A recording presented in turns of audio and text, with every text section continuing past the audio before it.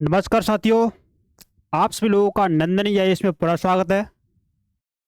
और हमें आशा है आप सभी लोग स्वस्थ होंगे और आप लोग अपनी जो 25 मई 2025 को जो भी यूपीएससी आईएएस की जो एग्ज़ाम होगी प्री, उसकी अच्छे से आप तैयारी कर रहे होंगे। और जिन लोगों ने फॉर्म नहीं भरा है तो आप जल्दी से अपना फॉर्म भर दीजिए, क्योंकि आपको पता है उसकी जो 11 फरवरी लास्ट डेट है। दोस्तों, आज का जो हमारा टॉपिक है यूरोड्रोन, जो आपके द हिंदू में पीआईबी में खबर बन रहा है, जो आपके यूपीएससी के जो जीएस पेपर थर्ड होता है ना साइंस एंड टेक में, उससे ये संबंधित है। और आपके जो यूपीएससी प्रीलिम्स परीक्षा जो आपको 25 मई को होगी, उसमें आपका यहाँ से क्वेश्चन बन सकता है। दोस्तों, आप यूरोड्रोन के बारे में क्या जानते हैं? क्या इसका जो आकार जो आपको हवाई जहाज जैसा दिख रहा है, क्या ये हवाई जहाज का छोटा रूप है? क्या जैसे हवाई जहाज ये उड़ान भरता है, क्या वैसे ही उड़ान भरता है? क्या ये इसमें कोई सैनिक बैठाया जाता है? क्या ये किसी पायलट के माध्यम से चलता है, क्या ऐसे ही चल जाता है? क्या इसका विकास भारत देश में हुआ है, क्या किसी अन्य देशों में हुआ है? इसका क्या लाभ है, क्या हानि है? इस तरह की बातें आपके यूपीएससी में पूछी जा सकती हैं, है ना? क्या उद्देश्य क्या है इसका? इसका स्ट्रक्चर क्या है?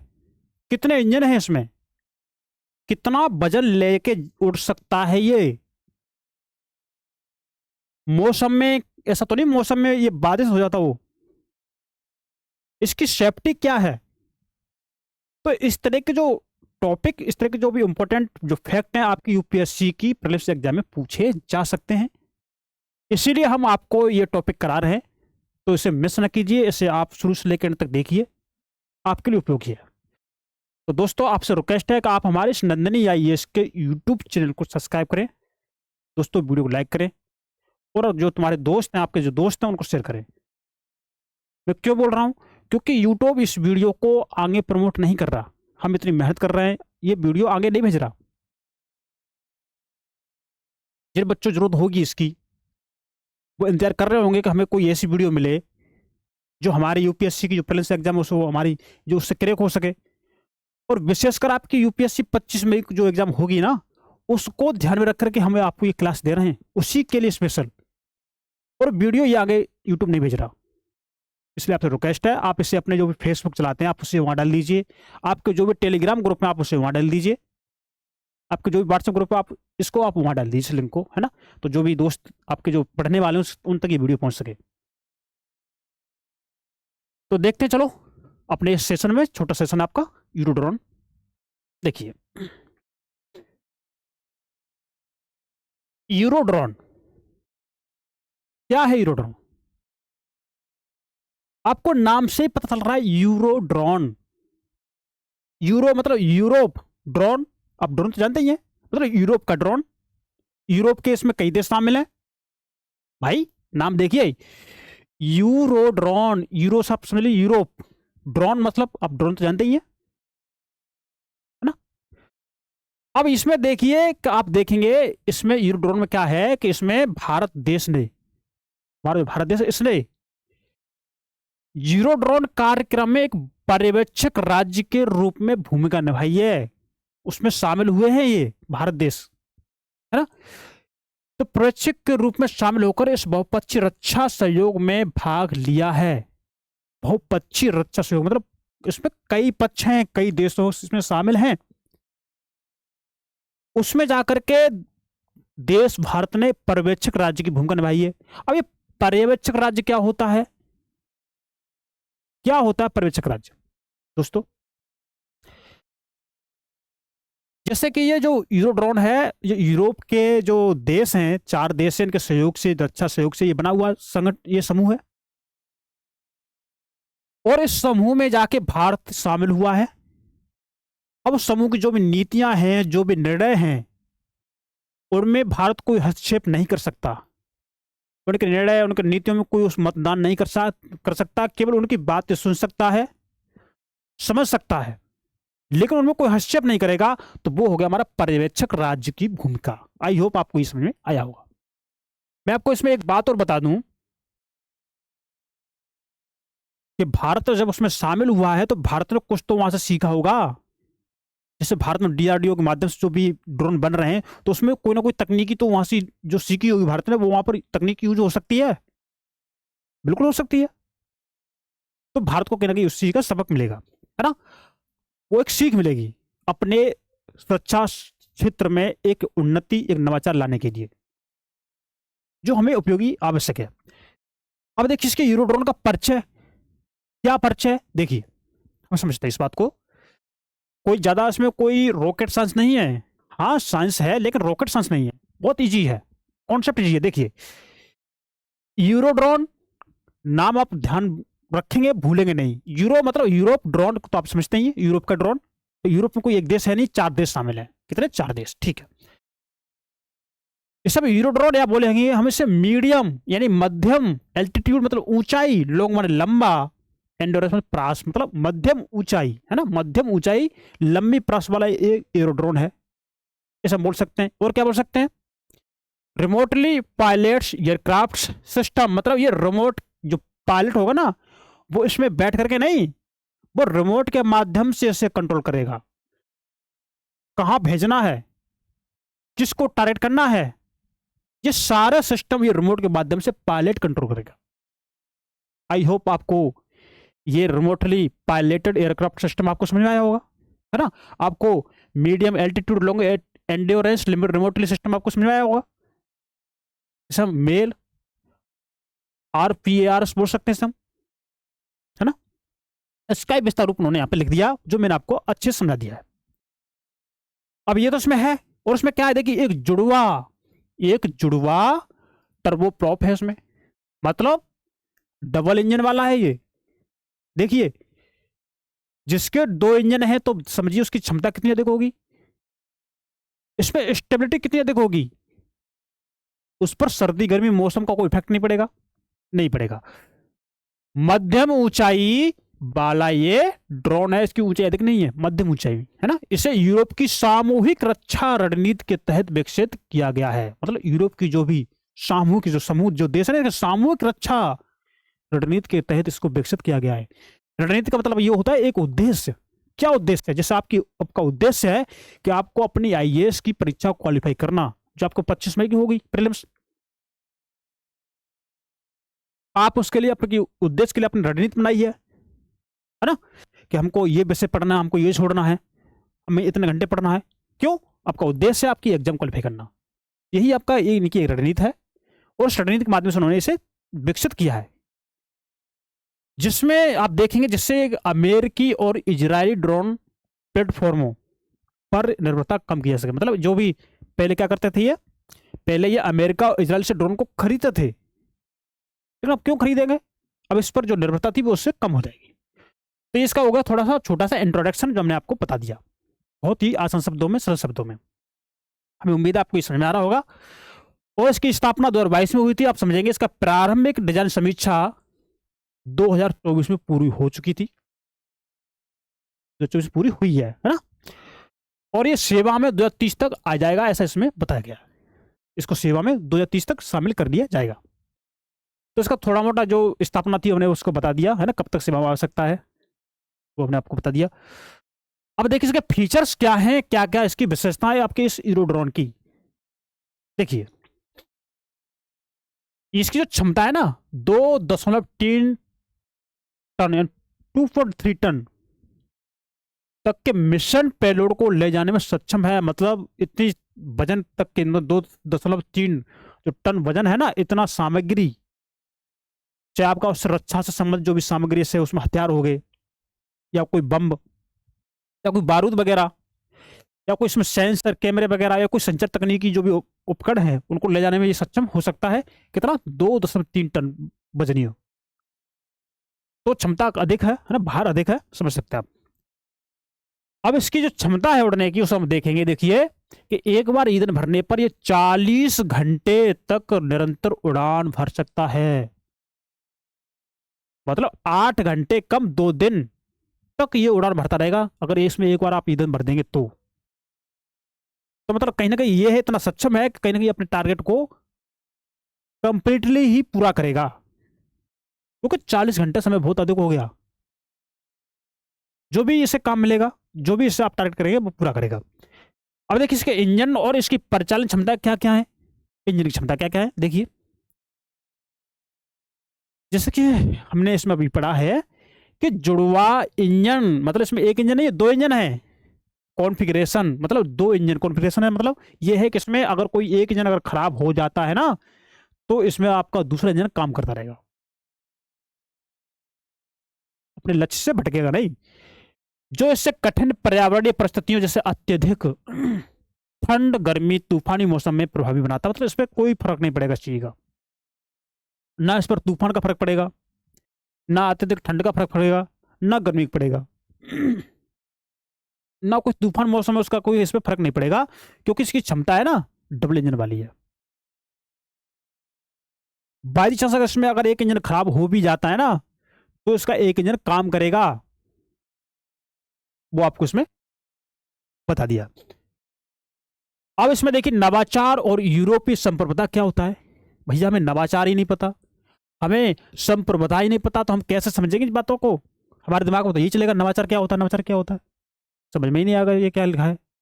देखिए नवाचार हम उससे बोलेंगे कोई हम नए नए विचार इसमें यूज करना, नई नई तकनीक यूज करना। अब जैसे आप किस समय में आज आप देख रहे हैं आपका एआई जमाना आ गया है, तो उसमें जो भी वैज्ञानिक रहे होंगे, इंजीनियर रहे होंगे, तो उन्होंने अपना नया दिमाग लगाया होगा, आपका नवाचार आ गया वो। आपकी जो बायोटेक फसल है ना, बायोटेक फसल है, क्रॉप्स है, आप उन्हें देख रहे होंगे, तो क्या है ये नवाचार ही है। नए नए विचार, नए नए मतलब उसमें ऐसी चीज बनाना जो मतलब ऐसी चीज का यूज करना, ऐसी चीज बनाना जो भविष्य के लिए जो भी जो उपयोगी हो, नवाचार हो गया। संप्रभुता मतलब ये हो गया जैसे कि मैं हूं या आप हैं, आप खुद ही अपने निर्णय लेते हो, खुद ही अपनी नीतियां बनाते हो, आप पर किसी का दबाव ना हो, आप किसी ऊपर डिपेंड ना हो, ये आपका संप्रभुता हो गया। तो ये हो गया आपका यूरोपीय संप्रभुता। अब देखिए नवाचार और यूरोपीय संप्रभुता क्या है। इसे एक यूरोपीय कार्यक्रम यूरोपीय संप्रभुता के लिए के रूप में विकसित किया गया है। किसके लिए, यूरोपीय कार्यक्रम मतलब यूरोपीय संप्रभुता के लिए।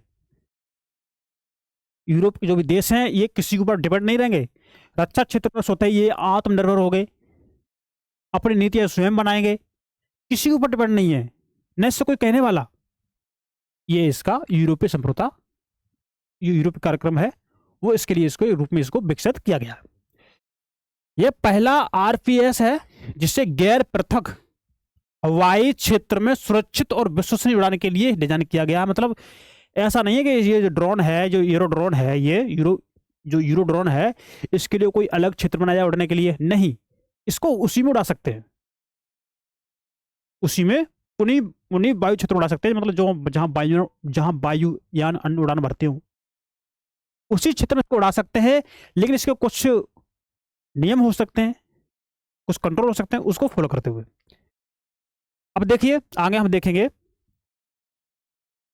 यूरो ड्रोन के उपयोग। आप देखिए इसमें हम किस किस में इसका उपयोग कर सकते हैं। इसका भाई इतना हमने बना लिया, आपके यूरोपीय संघ है, यूरोप रक्षा समूह, उसने इसको बना लिया, लेकिन इसका उपयोग कहाँ होगा, यूज कहाँ होगा इसका, इसको कहाँ यूज कर सकते हैं। तो देखिए आईएसटीआर मिशन के तहत ऐसे देखेंगे, जैसे खुफिया, आप जानते हैं ना खुफिया, जैसे इंटेलिजेंस बोलते हैं, ये जो सरकारी एजेंसियां होती हैं वो खुफिया काम करती हैं, जो कोई सैन्य समूह हो गया वो एक खुफिया काम करता है। तो वैसे ही है कि एक खुफिया काम करता है, ये डाटा को संग्रहण करना, उसका विश्लेषण करना और फिर उसकी जरूरत अनुसार उसको उपयोग करना, ये खुफिया काम होता है इंटेलिजेंस का। हम आईबी बोलते हैं ना, आईबी इंटेलिजेंस ब्यूरो, जो गृह मंत्रालय के अंतर्गत आता है, वो खुफिया एजेंसी होती है, वो गुप्तचर का काम करती है, वो पता करती है, किसको मालूम नहीं पड़ता। ठीक वैसे ही ये काम करता है आपका खुफिया, ये आपका यूरोड्रोन खुफिया काम करता है। अब देखिए आप निगरानी, है ना, सर्विलांस आप देखेंगे, निगरानी करना कि हमारे देश की सीमा पर हो क्या रहा है, हमारे देश के जो जो भी सिपाही हैं कहाँ कहाँ तक फैले हुए हैं।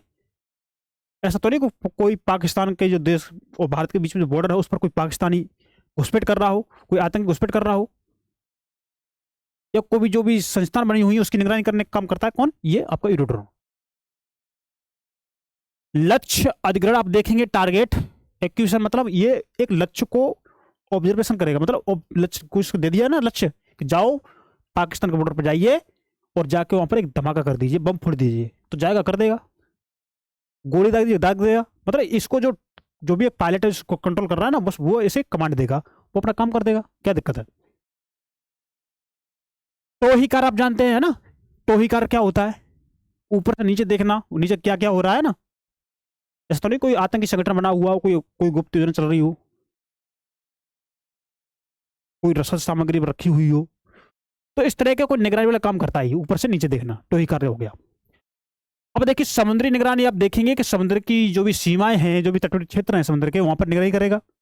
समुद्र में ऐसा तो नहीं कोई तटवर्ती क्षेत्रों में कोई लुटेरा आ गया हो, समुद्री डकैत आ गया हो, जो कोई दिक्कत हो रही है उसको ना, उसे देख सकता है ये।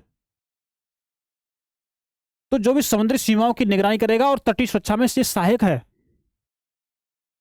जहां जहां समुद्री सीमा है उसकी निगरानी देखेगा, करेगा, क्या सब ठीक ठाक है, गलत तो नहीं हो रहा कहीं पर, है ना।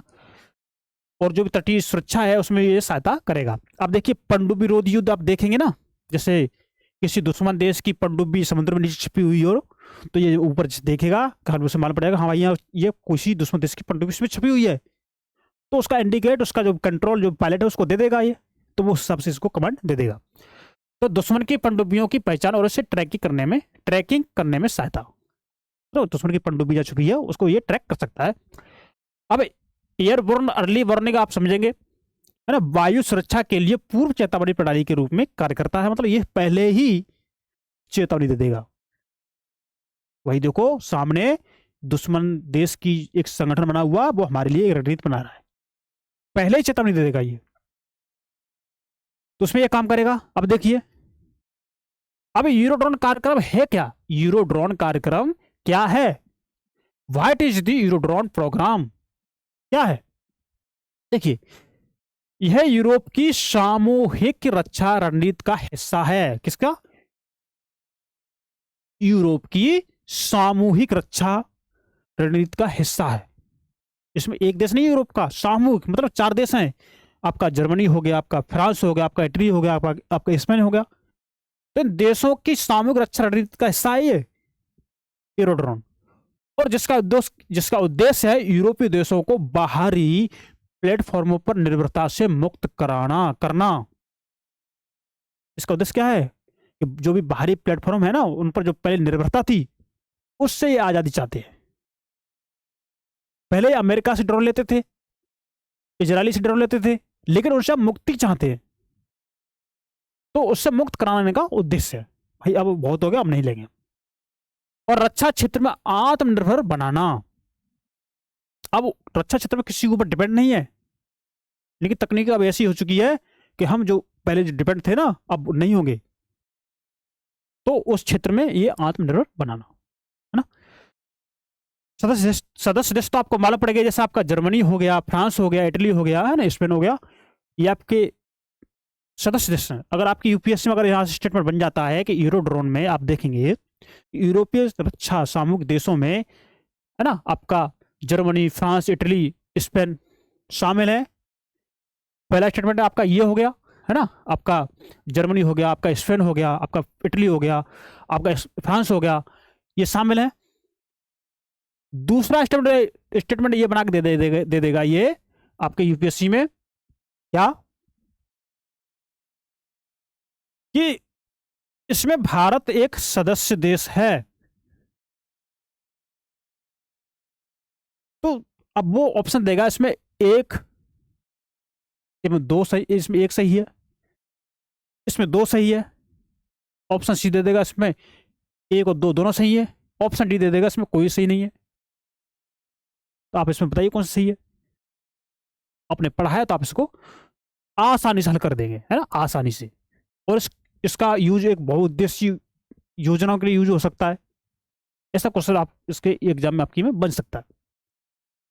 यूरोड्रोन को यूरोपीय संघ के भीतर रणनीतिक स्वायत्तता बढ़ाने, है ना, यूरोपीय संघ है ना, यूरोपीय संघ इन देशों के जो इनके भीतर रणनीतिक स्वायत्तता बढ़ाने और नवीनतम तकनीक का उपयोग करके अधिक मजबूत रक्षा प्रणाली विकसित करने के लिए एक महत्वपूर्ण कदम माना जा रहा है। रणनीति स्वायत्त मतलब एक विशेष कोई रणनीति बनाई हो, कोई उद्देश्य हो, उसके लिए स्वायत्तता, है ना। मतलब किसी के ऊपर डिपेंड नहीं, अपने निर्णय, अपनी नीतियां, अपने डिसीजन सेल्फ लेंगे, अपनी स्वायत्तता स्वयं है ना, किसी के ऊपर डिपेंड नहीं है, किसी के दबाव में नहीं है। और एक नई तकनीक है, और ये इसका उपयोग करके एक अधिक मजबूत रक्षा प्रणाली विकसित करने के लिए एक महत्वपूर्ण कदम ये माना जा रहा है यूरोपीय संघ देशों का, है ना। अब देखिए दोस्तों, जैसे कि हम आपको बता दें कि आपकी जो आपकी तैयारी को बेहतर बनाने के लिए आपके नंदिनी आईएएस के माध्यम से आपको जो हर हफ्ते जो आपको एक करंट अफेयर्स की वीडियो मिलती है, जिसमें आपके 100 क्वेश्चन होते हैं। और जैसा कि हम आपको बता चुके हैं पहले कि आपके जो जनवरी 2024 से लेके अप्रैल 2025 तक की 16 वीडियो, 16 वीडियो में 1600 क्वेश्चन। और हमारी इसकी एक वीडियो आपके पास आ चुकी है, मतलब आपके यूट्यूब चैनल पर अपलोड है। और आप सीरियसली अगर आप तैयारी कर रहे हैं तो आप उसे देख लीजिए, क्योंकि भाई देखो 1-2 घंटे की पढ़ाई करने से आपका यूपीएससी क्लियर नहीं होता, आपको मेहनत करनी पड़ेगी, और आपके पास समय भी कम है अब। तो आप इधर उधर भटकना बंद कर दीजिए, आप अपने करंट अफेयर्स को मजबूत कीजिए, है ना। आप अपने हिस्ट्री ज्योग्राफी को मजबूत कीजिए, पर्यावरण को मजबूत कीजिए, इकोनॉमी देखिए, आप अपना पॉलिटी देखिए, सीसट देखिए, बस आपका प्री क्वालिफाई हो जाएगा। तो इसके लिए आपकी क्लास आपके नंदिनी आईएएस यूट्यूब पर अवेलेबल है, और भी क्लास आपके लिए चलाई जाएगी। तो आपसे रिक्वेस्ट है दोस्तों, आप हमारे नंदिनी आईएएस के यूट्यूब चैनल को सब्सक्राइब कर लें यदि आप नए हैं तो। और आप इस वीडियो को अपने दोस्तों को भेजें, शेयर करें, इसको लाइक करें, क्योंकि हम आपके लिए बेहतर करना चाह रहे हैं। और हमारी ये जो वीडियो है, जो हम जो इतनी मेहनत कर रहे हैं, यूट्यूब हमारी वीडियो को लोगों को तो भेज ही नहीं रहा, जिनको जरूरत है वहां तक वीडियो पहुंच ही नहीं पा रही। तो इसलिए आपसे रिक्वेस्ट है कि आप इसे अपने टेलीग्राम पर, आप इसे अपने व्हाट्सएप ग्रुप में, आप इसे अपने फेसबुक पर, आप इसके इंस्टाग्राम पर आप इसे डाल दीजिए, जिससे लोगों तक इसकी पहुंच बढ़े, जो अपनी यूपीएससी की तैयारी कर रहे हैं, जो एग्जाम देने वाले, उसको फायदा मिले। हम इसके लिए बेहतर प्रयास कर रहे हैं। तो दोस्तों, आज के लिए हम इतना ही मिलते रखते हैं, और मिलते हैं नेक्स्ट क्लास में। तब तक के लिए आप लोग अपने अच्छे से पढ़ाई करिए, स्वस्थ रहिए, है ना। अच्छी डाइट लीजिए, और अपना टाइम टेबल बनाइए पढ़ने के लिए। तो आज के लिए इतना रखते हैं, मिलते हैं नेक्स्ट क्लास में। नमस्कार, थैंक यू, धन्यवाद।